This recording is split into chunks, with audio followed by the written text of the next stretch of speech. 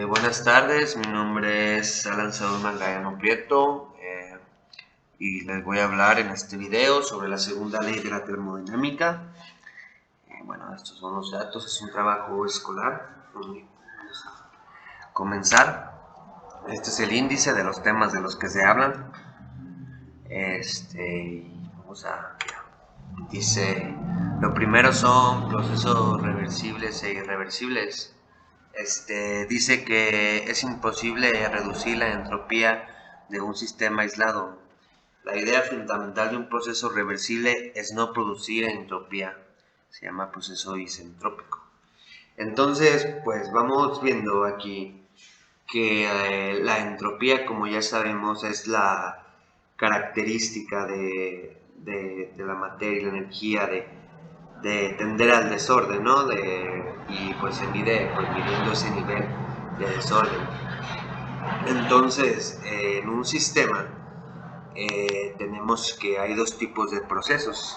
Imaginemos que tenemos, no sé, proceso de calentamiento de un gas. Si tú, en dado caso que lo calientes, este va a tender a expandirse, por lo tanto tener más entropía, ¿no?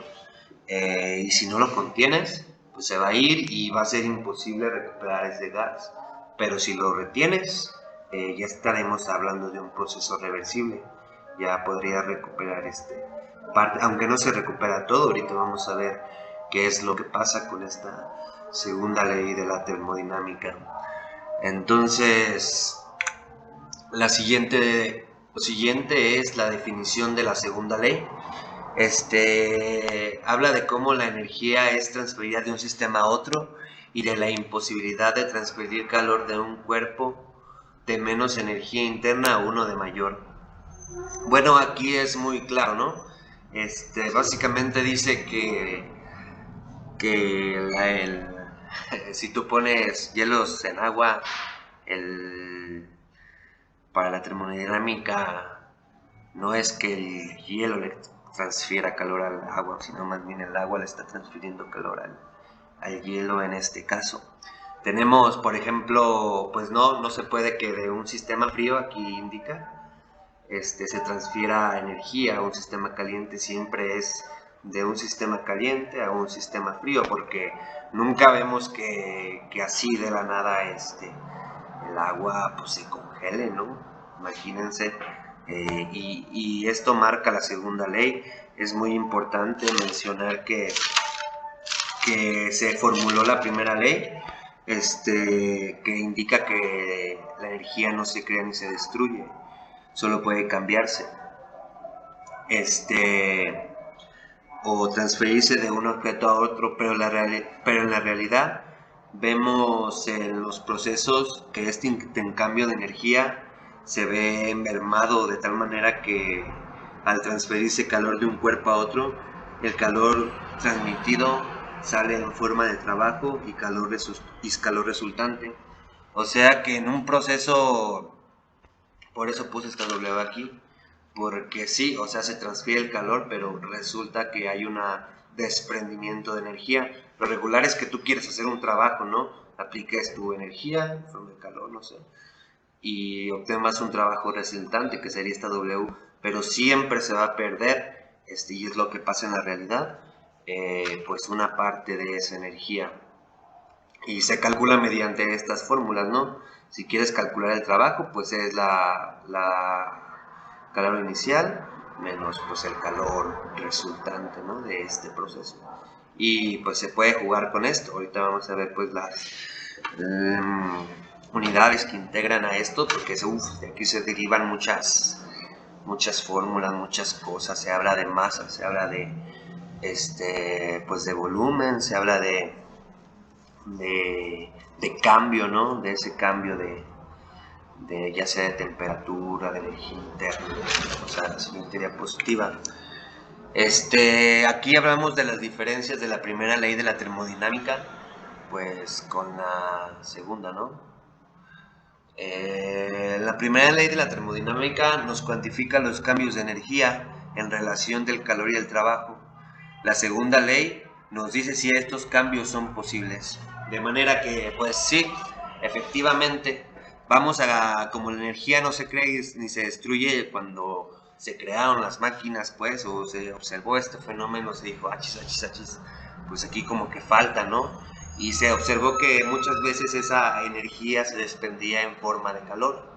Aquí tenemos la fórmula de la primera ley de la termodinámica, donde nos habla de un cambio de energía interna. Imaginemos un gas, ¿no? Tú tienes un gas, lo calientas y ocurre un cambio. Va a cambiar la energía interna de ese gas. Y bueno, aquí tenemos la clásica fórmula, ¿no? De calor menos el trabajo, pues es la energía interna. Podemos expresarlo pues de muchas maneras. Obviamente, esta energía interna va a tener las unidades en joules, que es kilogramo por masa al cuadrado sobre metro cuadrado, perdón, cuadrado sobre segundo cuadrado, ¿no? Y obviamente para que esta ecuación, este de aquí, sea posible, pues tienen que ser equivalentes, ¿no? Aquí estamos hablando de estas energías como energía, trabajo y calor, para que esta ecuación sea posible. Y bueno, aquí ya la vemos más desarrollada. Es muy importante, por ejemplo, que este cambio que tenemos aquí de temperatura, porque lo vamos a ver más adelante. Aquí está la fórmula de la segunda ley, que bueno, pues ya vimos, ¿no? Nos va a hacer posible ese cambio en el calor, y vemos que, pues, que se pierde, ¿verdad? Y se genera un trabajo. Y este cambio de temperatura lo vamos a ver aquí en la siguiente diapositiva, ejemplificado, ¿no? Porque pues es básicamente lo que nos genera ese trabajo en este ejemplo, ¿no? Por eso puse esa fórmula. Aquí obtenemos de un proceso donde la temperatura 2 es mayor a la temperatura 1, lo que estábamos diciendo, que vamos a aplicar calor y el punto A es pues es el trabajo que se genera, ¿no? El trabajo que se genera y sale liberado no podría transferirse sin nada más de temperatura 1 a temperatura 2, o más bien de temperatura 2 a temperatura 1, así nada más, ¿no? Tiene que haber algo que lo induzca. En ese caso, pues pasa, ¿no? Pasa. Y bueno, aquí el ejemplo siguiente de donde pasa por el trabajo B, sería de un proceso reversible, y vemos que ocurre ese cambio pues sí, ese cambio de temperatura, y tú me estás diciendo, no, pues si me estás diciendo que no es posible, entonces, ¿por qué lo pones, verdad? Pues porque si vemos la fórmula de acá, donde el trabajo A menos el trabajo B tiene que ser menor que 0, indica que el trabajo B es mayor. En ese caso tendrías que inducir tú un trabajo extra para hacer eso posible, ¿no? O sea, realmente si bajo sistemas cerrados sí es posible, pues digamos, enfriar un cuerpo, aunque pues necesita haber un trabajo. Es como el refrigerador, ¿no? Ahí tiene su elemento, ¿no? Congelante, pero si tú no le aplicas energía eléctrica para que se condense este aire en conexión con este elemento frío, pues no sirve de nada, va a permanecer caliente el interior del refrigerador. Es un ejemplo muy clásico.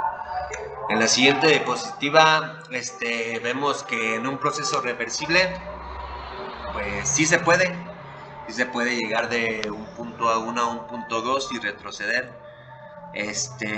pero pues obviamente se va a requerir la aplicación de un trabajo. Y aquí vemos que, por ejemplo, la entropía de un punto a otro pues va a ser mayor, o sea que pues básicamente no se termina violando esta ley, porque sí se pierde algo de trabajo, y pues aquí vemos ya desarrollada la ecuación donde vamos a calcular la entropía de nuestro proceso.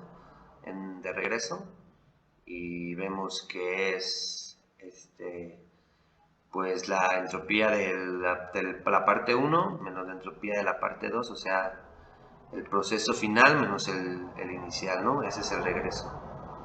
Y aquí se desarrolla en su totalidad, o sea, ya estamos calculando la ida y la vuelta, y al saber qué es la ida y la vuelta vemos que pues que se necesita más energía para la vuelta, ¿no? Por eso termina siendo mayor que cero este proceso. Y bueno, aquí es una combinación esta última fórmula de las dos anteriores.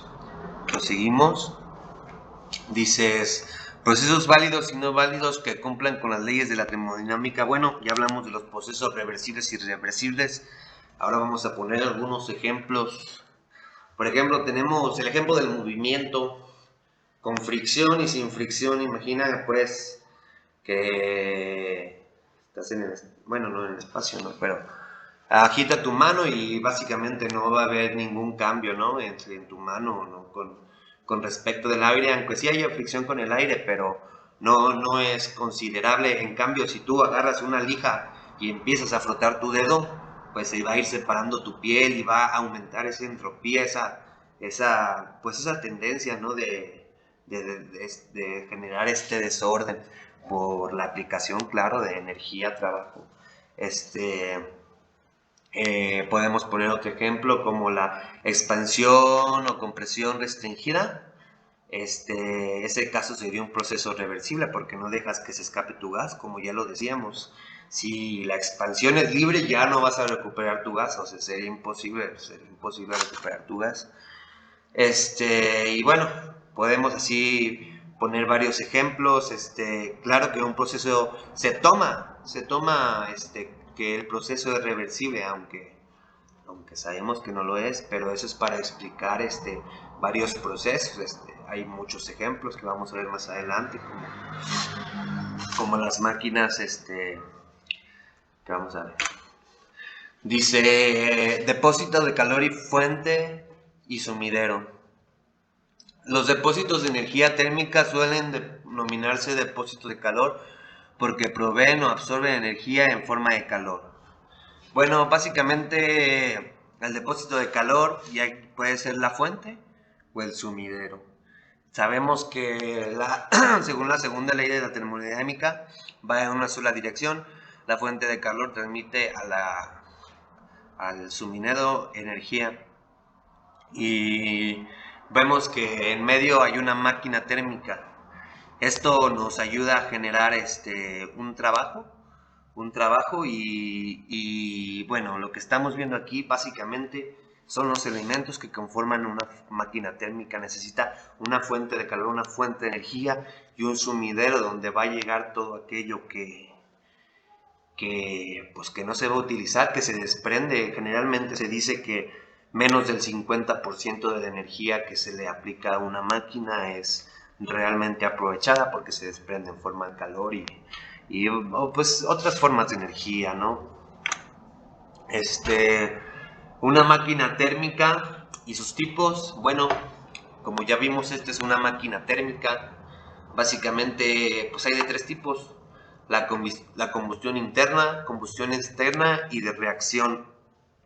La combustión interna, pues es como una máquina de vapor, ¿no? Que genera la expansión de un gas y genera un movimiento, ¿no? Como se ve aquí en la imagen. La combustión externa puede ser más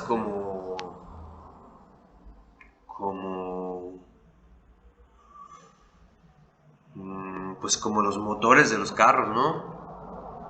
Que generan un movimiento y tenemos pues una salida de esa combustión que es necesaria pues para que se libere esa energía y genere un movimiento. Y la de reacción, pues básicamente se usa la tercera ley de Newton de acción y reacción. Si tú generas una explosión, como se ve aquí, en la cola del cohete, pues ese cohete va a salir disparado, ¿no? Nada más que tiene que ser controlado porque pues si no, no sirve de nada. Y sigue el mismo principio, o sea, necesita una fuente de calor, una fuente de energía, la máquina térmica que va a ser pues esta pieza de ingeniería que va a aprovechar esa energía que se le está dando, y el sumidero, que es donde va a caer toda la energía que no se aprovecha. Y respecto a esto, pues hablamos de los enunciados de Kelvin y Clausius respecto a la segunda ley de la termodinámica, los cuales dicen, citando lo que encontré, dice: es imposible construir una máquina que funcione según un ciclo cerrado y cuyo único efecto sea el de producir un trabajo e intercambiar calor teniendo una sola fuente de calor. O sea que si tú tienes una máquina, siempre se va a perder calor. Siempre, o sea, siempre va a haber una parte de esa energía que no se va a aprovechar, y como ya hemos visto aquí en la segunda ley de la termodinámica, pues eso es bastante importante tomarlo en cuenta, ¿no? El enunciado de Celsius habla sobre la dirección del calor y prohíbe la existencia de los refrigeradores ideales.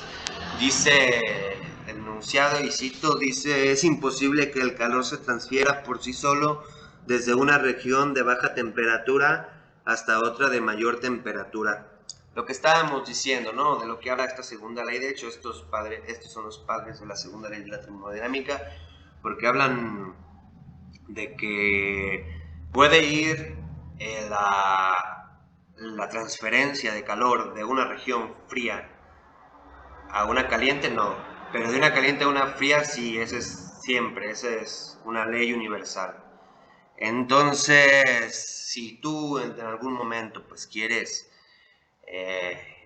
pues de alguna forma transferir esa energía, pues necesitas más trabajo, ¿no?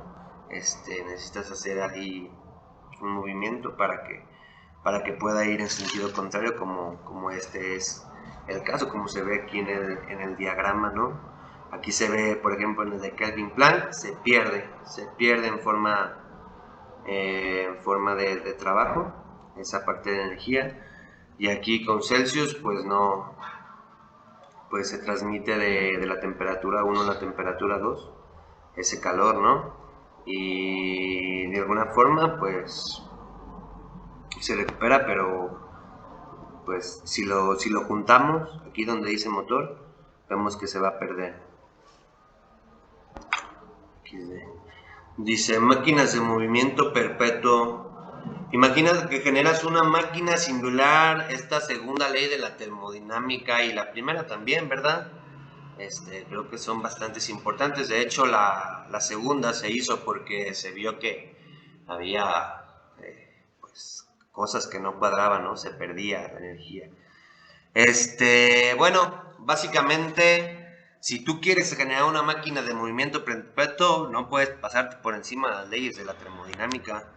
Entonces, esta máquina primeramente sería inútil, o sea, se movería sin producir ningún tipo de trabajo, porque estábamos hablando de que se liberaba esa energía en forma de trabajo, pero tú dices, no, yo quiero que esa energía siga y siga y siga, lo cual pues es imposible, ¿no? Porque tendrías que eliminar la fricción, tendría que ser un espacio pues como la Tierra, ¿no? Que está en el espacio y no hay fricción con ningún cuerpo, por eso ella sí puede pues parecer una máquina de movimiento perpetuo, ¿no?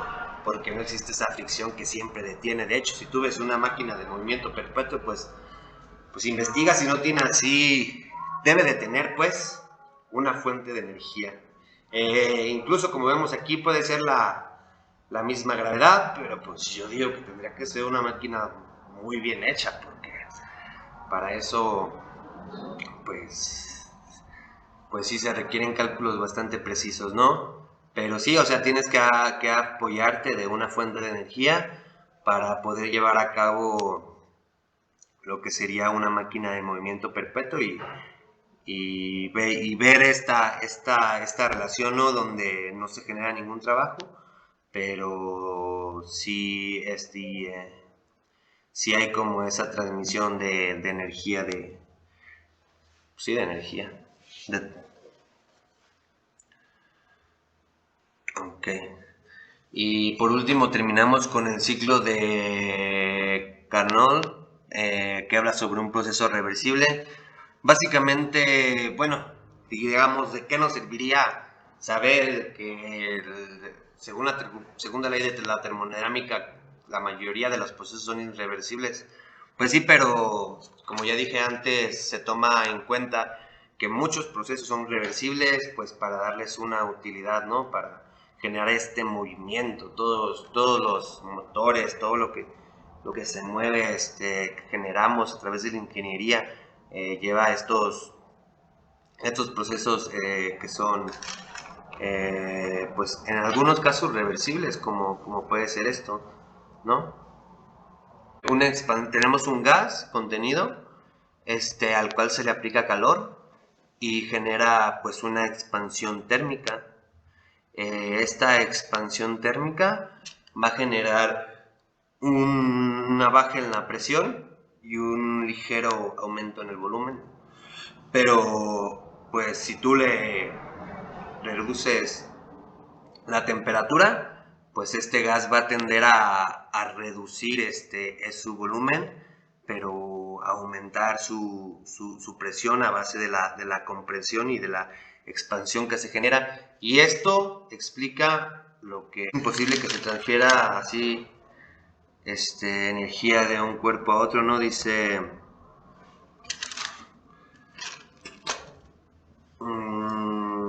sí, de cómo la energía son transferidos de un sistema a otro con el ambiente o entre dos sistemas. ¿Qué le ponemos aquí? Vemos la relación, ¿no? Que hay en el intercambio de energía, que va, por ejemplo, a tender a aumentar el calor. El calor en caso de la expansión térmica, por eso se expande el gas. Y si tenemos una expansión diabática donde no cambia, donde no hay expansión de calor, pues lo más seguro, si le aplicamos pues frío, si bajamos la temperatura, pues vamos a tender a bajar ese volumen y a subir esa presión, ¿no? Y por último, bueno, estas son las referencias de donde saqué toda la información. Muchas gracias por su atención.